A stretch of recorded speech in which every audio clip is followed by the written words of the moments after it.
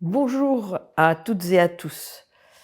Tout d'abord, mes profonds regrets de n'être pas physiquement présente parmi vous aujourd'hui.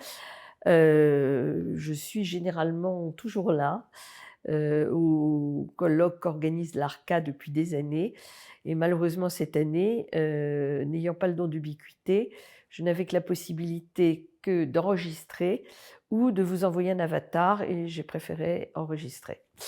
Voilà, mais je regrette bien de ne pas pouvoir, saluer, toutes les personnes présentes ici, dont des gens qui sont de véritables amis maintenant, puisque nous travaillons ensemble depuis de très longues années. C'est un sujet très important et majeur que l'ARCA a choisi cette année comme thème de son colloque, à savoir l'impact du changement climatique sur la santé. C'est un sujet central. D'habitude, quand on aborde la question du changement climatique, on parle, de réduire ses émissions de gaz à effet de serre, on parle des effets, sur la hausse des températures, sur les événements extrêmes et cetera et cetera. On commence de plus en plus à parler des effets sur la biodiversité, même si, j'ouvre une parenthèse, la destruction actuelle de la biodiversité est bien davantage due à la pollution chimique qu'aux effets du dérèglement climatique qui ne se font sentir encore que très peu. Mais on ne parle pas de la santé. C'est pourtant totalement absurde. Les liens entre santé et dérèglement climatique sont extrêmement nombreux et l'impact du dérèglement climatique sur la santé est une évidence. Ce n'est pas une évidence nouvelle. En 1996, donc nous remontons à près de 30 ans, lorsque j'ai eu l'honneur d'être ministre de l'Environnement de ce pays, j'avais demandé à ce que soit lancée une étude sur l'impact du changement climatique sur la France.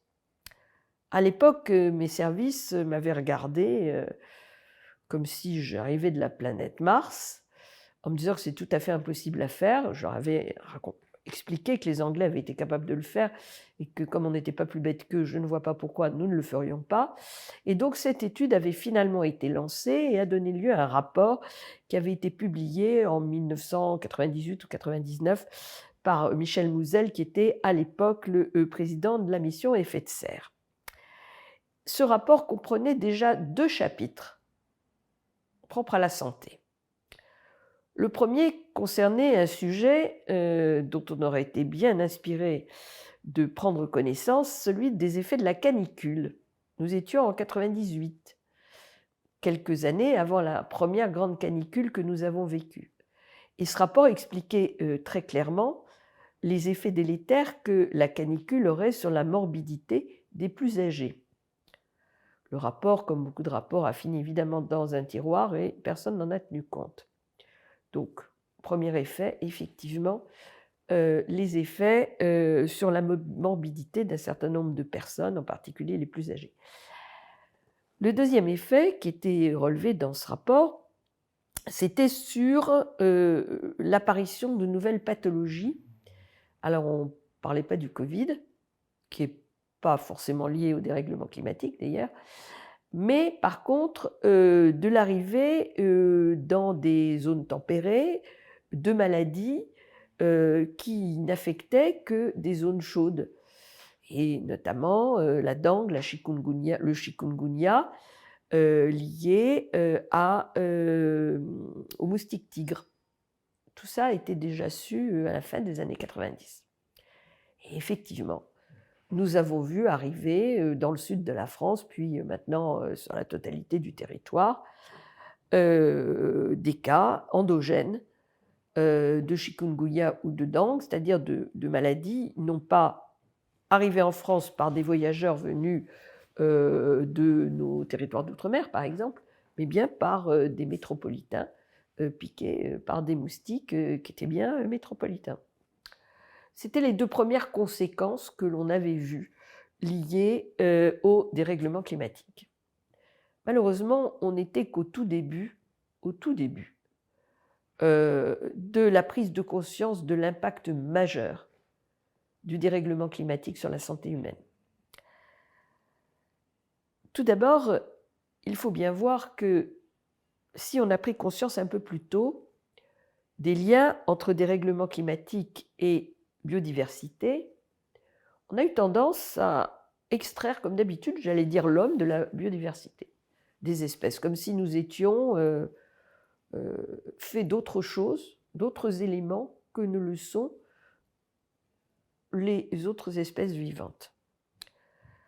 C'est une absurdité, évidemment, qui a été corrigée par l'apparition d'un nouveau concept appelé One Health, une santé unique. Une santé unique des écosystèmes et du vivant, dont nous faisons partie. Et donc, la prise de conscience de l'impact du dérèglement climatique sur l'ensemble du vivant aboutit à une prise de conscience de cet impact sur le vivant humain, comme sur le vivant non humain, dont on s'était rendu compte un peu plus tôt. Et donc, on s'est rendu compte qu'effectivement, les perturbations, les fortes chaleurs en particulier, avaient un impact sur le corps humain. On s'est rendu compte aussi, malheureusement, que la fréquence en intensité et en nombre des éléments extrêmes avait pour conséquence la mort de centaines, voire de milliers de personnes. C'est encore un impact, si je puis dire, sur la santé directe.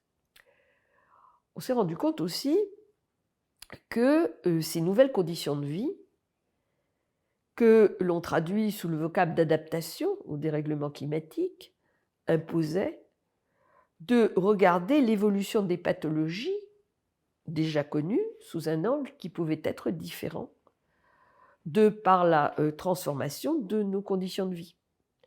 Alors la chaleur, bien sûr, mais aussi notre manière de nous mouvoir dans les écosystèmes, notre manière de nous alimenter, l'accès à l'eau, etc. C'est-à-dire que toutes les conséquences du dérèglement climatique sur le vivant non humain ont des conséquences sur le vivant humain. Mais quand on parle de santé, on ne parle pas seulement de la santé au sens de ne pas avoir de maladie. On parle de la santé au sens de la définition de l'Organisation mondiale de la santé, c'est-à-dire de la santé globale, y compris la santé psychologique des gens. Or, sur ce point, on se rend compte que la question du dérèglement climatique fait des ravages. Elle fait des ravages parce qu'elle interpelle les humains sur quelque chose qui est toujours paru comme allant de soi, qui est celle de l'avenir. Quel avenir pour le vivant sur cette planète, avec un réchauffement climatique qui ne cesse de s'aggraver? D'où ce que l'on appelle le développement de l'éco-anxiété, particulièrement virulent chez les jeunes, mais pas que. Et aujourd'hui, où on constate une chute massive du taux de naissance en France, à telle enseigne que l'on arrive à un niveau où le taux de décès pourrait l'emporter sur le taux de naissance, c'est-à-dire entraînant une baisse de la démographie française, une des explications qui est donnée, c'est le fait que les jeunes ne veulent pas d'enfants parce qu'ils ne veulent pas mettre au monde des enfants dans le monde dans lequel nous sommes. À ceci s'ajoutent les conditions de pollution chimique dans lesquelles nous vivons, avec des effets délétères sur la fertilité humaine. Les études à cet égard ne manquent absolument pas. Et donc, le mal-être, qui peut ne pas aller jusqu'à l'éco-anxiété d'ailleurs, est quelque chose qui a envahi nos sociétés, précisément du fait de cette très grande incertitude sur l'avenir. Donc la question de la santé est devenue un élément absolument incontournable de l'impact du dérèglement climatique et des politiques d'adaptation qui passent effectivement par une réflexion d'ensemble sur ce que c'est de vivre dans le monde contemporain. Et ça, c'est quelque chose qui est vraiment tout à fait nouveau. Alors le point de vue que je viens d'exprimer est un point de vue non médecin, puisque je ne suis que juriste et pas médecin.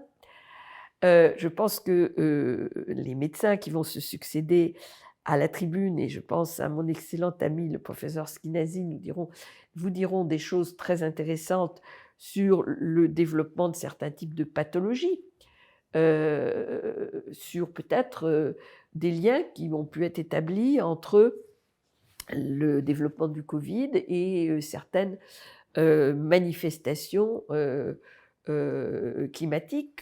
De ce que j'ai pu lire, c'est plutôt la pollution, et la pollution par les particules fines,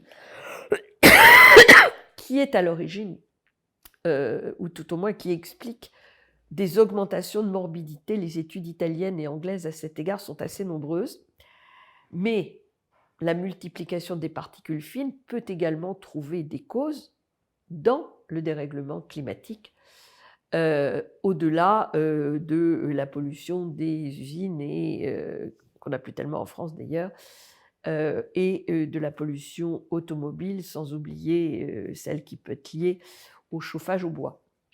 Voilà. Donc ce sujet est un sujet nouveau, totalement d'actualité, sur la table, et je ne doute pas que les travaux de l'Arcade aujourd'hui contribueront à l'enrichir. Je vous remercie.